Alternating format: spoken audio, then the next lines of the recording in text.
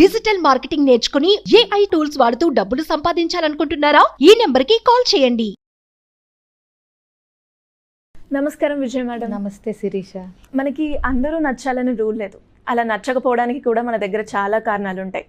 ఆ సిచ్యువేషన్ బట్టో, లేదు అంటే వాళ్ళు మనతో ప్రవర్తించే విధానం బట్టో, వాళ్ళ యాటిట్యూడ్ బట్టో రకరకాల కారణాలు. అలా మనకి ఒక పర్సన్ నచ్చలేదు అని మనం ఏ విధంగా ఎక్స్ప్రెస్ చేయొచ్చు అంటారు? సో ఆ వ్యక్తి ఎవరు, ఆ వ్యక్తులు అన్న దాన్ని బట్టి అసలు కొన్నిసార్లు మనం ఎక్స్ప్రెస్ చేయాల్సిన అవసరం కూడా రాకపోవచ్చు. అంటే వాళ్ళు ఎవరో బయట వ్యక్తులు, సో మనకి ఎప్పుడో కలిసాం 1-2 సార్లు, వాళ్ళ విధానం కానీ వాళ్ళ యాటిట్యూడ్ కానీ నువ్వు చెప్పినట్టు మనకు నచ్చలేదు. సో వాళ్ళతో చెప్పాల్సిన అవసరం కానీ వాళ్ళని మార్చి మనకి నచ్చేలాగా చేసి ఎక్స్ప్రెస్ చేయాల్సిన అవసరం కానీ అన్ని సందర్భాల్లో మనకు అవసరం పడదు.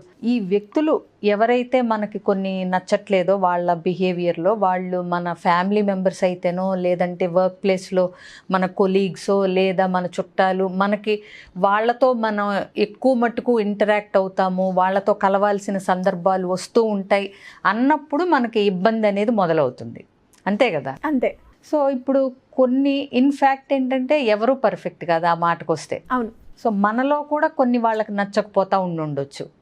సో ఎంతవరకు వాటిల్ని చూసి చూడనట్టు కొన్ని వదిలేస్తే వాళ్ళతో మనకి పర్వాలేదు, అవసరమైనప్పుడు మాట్లాడి అట్లా రిలేషన్ మెయింటైన్ చేయొచ్చు, కొన్ని లెట్ గో చేస్తూ కొన్ని చూసి చూడనట్టు వాళ్ళంతే అని అనుకోగలిగితే కొంతవరకు అక్కడ ఒక ఫిల్టర్ చేయగలుగుతాం.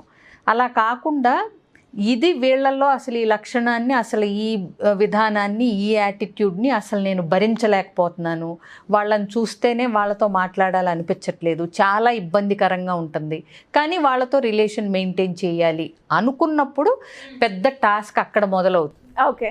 సో అప్పుడు ఏంటంటే అట్లీస్ట్ మనం వాళ్ళకి ఇది ఎట్లా మనల్ని ఇబ్బంది పెడుతుంది అనేది అందంగా కమ్యూనికేట్ చేయొచ్చు. అంటే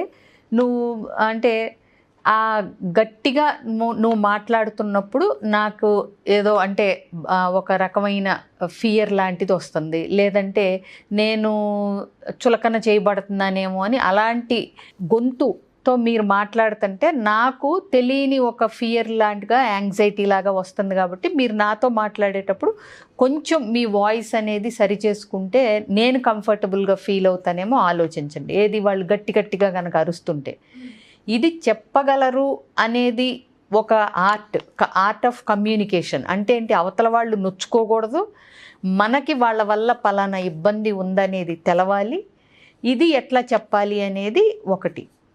ఇంకొకటి, మన వైపు నుంచి ఏం చేంజెస్ చేసుకుంటే వాళ్ళ నుంచి ఆ ఇబ్బందులు రాకపోవచ్చు, అది కూడా చూసుకోవాలి మనం. ఓకే.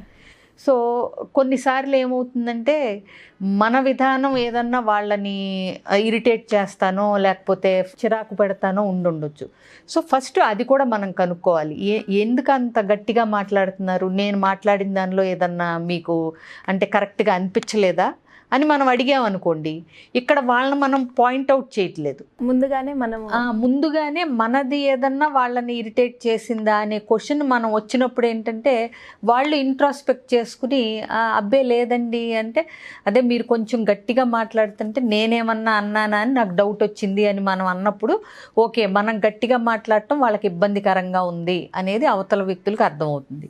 అట్లాగే కొలీగ్స్ స్లోగా కొంచెం ఫ్రెండ్స్ అయినప్పుడు కానీ ఏదైనా సరే కొంచెం బౌండరీస్ సెట్ చేయటం. ఓకే, అంటే ఏంటి, వాళ్ళ వర్క్ మనకి ఇచ్చేస్తున్నప్పుడు ఆ యాటిట్యూడ్ మనకు నచ్చకపోవటం కానీ, లేకపోతే వాళ్ళు చేయాల్సింది మన మీద పెట్టేసి అది నువ్వే చేయాలన్నట్టు కానీ కొన్ని మన మీద తోసేస్తూ ఉంటారు కొన్నిసార్లు, రెస్పాన్సిబిలిటీ కానీ బ్లేమ్ కానీ ఏదైనా సరే దాన్ని మనం క్లియర్గా చెప్పొచ్చు.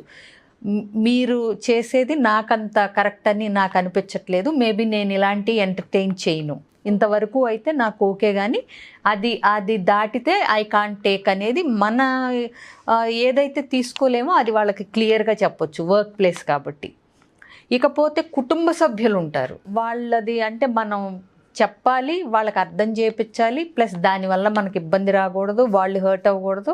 ఎందుకంటే వాళ్ళతో రిలేషన్ మనకి పర్మనెంట్ ఎప్పటికీ ఉంటుంది కాబట్టి వాళ్ళతో ఏదో టేక్ ఫర్ గ్రాంటెడ్ అని ఎందుకు అలా అరుస్తావు, నీకు అరిస్తే నచ్చదని ఎన్నిసార్లు చెప్పాను ఇలా చెప్పే కంటే నువ్వు అరవటం వల్ల నాకు కొద్దిగా ఇన్కన్వీనియంట్గా ఉంటుంది, అదే మెల్లగా చెప్పు అని చెప్పొచ్చు.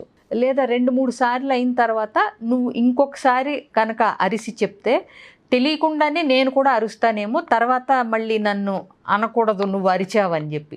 ఇట్లా కొన్ని టెక్నిక్స్ అంటే ఏంటంటే, ప్లస్ అవతల వ్యక్తులు అరుస్తున్నప్పుడు వాళ్ళు ఫుల్ పీక్లో కోపంలో ఉన్నారని తెలిసినప్పుడు మనం కొంచెం ఆ టైంలో మాట్లాడకూడదు. తర్వాత ఇందాక నువ్వు ఫుల్ ఎమోషన్లో ఉన్నావని చెప్పి నేను ఏం మాట్లాడలేదు, బట్ నీకేదన్నా కోపం వచ్చినా నాలో నచ్చకపోయినా నువ్వు చెప్పాల్సిన విధానం ఇది అని మనకు ఎలా కావాలో అలా చెప్పాలి. నేను ఇంకోసారి ఇట్లా అరిస్తే దాన్ని ఎంటర్టైన్ చేయదలుచుకోలేదు. నీ కోపం రావచ్చు, సహజం అది, బట్ నీ కోపం వచ్చినప్పుడు నాకు ముందే ఇలా హింట్స్ ఇవ్వు, ఇలా చెప్పు, అలా చెయ్యి అని చెప్పి మనకెట్లా కావాలో అలా చెప్పొచ్చు. అది చెప్తూ అలాగే నాకు కోపం వచ్చినప్పుడు కూడా నేను ఇలా చెప్తాను. ఎందుకంటే మనం కూడా అదే పని చేయాలి కదా. అవతల వాళ్ళకి ఎంతసేపు నువ్వు ఇలా చేయి నాకు బాగుంటుంది, నువ్వు ఇలా అరవకు నాకు నచ్చదు అని చెప్పటం కాదు, నీకు ఎలా కావాలి. ఒకవేళ నాకు కోపం వస్తే నీకు ఎలా చెప్పమంటావు, నాకు అలా నచ్చుతుంది కాబట్టి నిన్ను అలా చెప్పమంటున్నాను. ఒకవేళ నీకేదన్నా నాలో నచ్చకపోతే చెప్పు, నేను కరెక్ట్ చేసుకుంటాను. ఎందుకంటే ఎప్పుడైనా సరే అవతల వ్యక్తిని మనకు తగ్గట్టుగా అంటే కొంచెం మారండి అని అడుగుతున్నప్పుడు మనం కూడా అవతల వ్యక్తులకు తగ్గట్టుగా మార్పులు చేర్పులు చేసుకుని 2 వైపుల నుంచి ఉంటేనే ఏదైనా సరే బాగుంటుంది లైఫ్ ప్రయాణం కానీ ఏదైనా సరే. సో ఫస్ట్ ఆఫ్ ఆల్ అసలు ఆ వ్యక్తులకి చెప్పాలా, వాళ్ళు మనకి జీవితంలో ఎంతవరకు అవసరం అనేది చూడాలి. 2 ఒకవేళ బౌండరీస్ సెట్ చేయగలగాలి. వాళ్ళ బిహేవియర్ మనకు నచ్చకపోతుంటే ఎంతవరకు వాళ్ళని మన ప్రైవేట్ స్పేస్లోకి రానివ్వచ్చు అనే బౌండరీ మనం సెట్ చేసి ఆ బౌండరీస్ వాళ్ళకి చెప్పాలి. మన క్లోజ్ ఫ్యామిలీ మెంబర్స్ అయితే కనుక చక్కగా కూర్చుని డిస్కస్ చేసుకుని నాకు ఇలా ఇష్టం, నీకు ఎలా ఇష్టం, నువ్వు ఇలా చెప్తే నాకు బాగుంటుంది, నేను ఎలా చెప్తే నీకు ఇష్టం. సో ఇలా కనుక్కున్నప్పుడు ఆ యాటిట్యూడ్స్ కానీ బిహేవియర్స్ కానీ మనకి ఏదైతే నచ్చట్లేదో అది కొంచెం మాట్లాడుకుని చేసుకోవచ్చు. మన ఫ్యామిలీ మెంబర్స్ ఎంతకి మనకి అర్థం చేసుకోవట్లేదు అనుకున్నప్పుడు కౌన్సిలింగ్కి వస్తే సరిపోతుంది. మిగతా వాళ్ళతో అయితే కనుక ఎవరిని ఎక్కడ ఉంచాలో అక్కడ క్లియర్గా ఉంచటం అనేది మన అసర్టివ్గా చేయగలగాలి.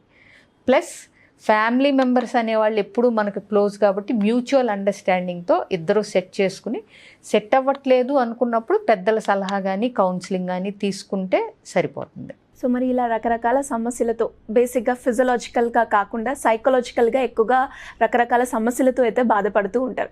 వాళ్ళు మిమ్మల్ని అప్రోచ్ అవ్వాలి అంటే ఏ విధంగా అవ్వచ్చు మేడం? పెద్ద కష్టం ఏం కాదండి. స్క్రీన్ మీద కనిపిస్తున్న నెంబర్కి కాంటాక్ట్ చేస్తే అన్ని డీటెయిల్స్తో పాటు నా అపాయింట్మెంట్ కూడా ఫిక్స్ చేస్తారు.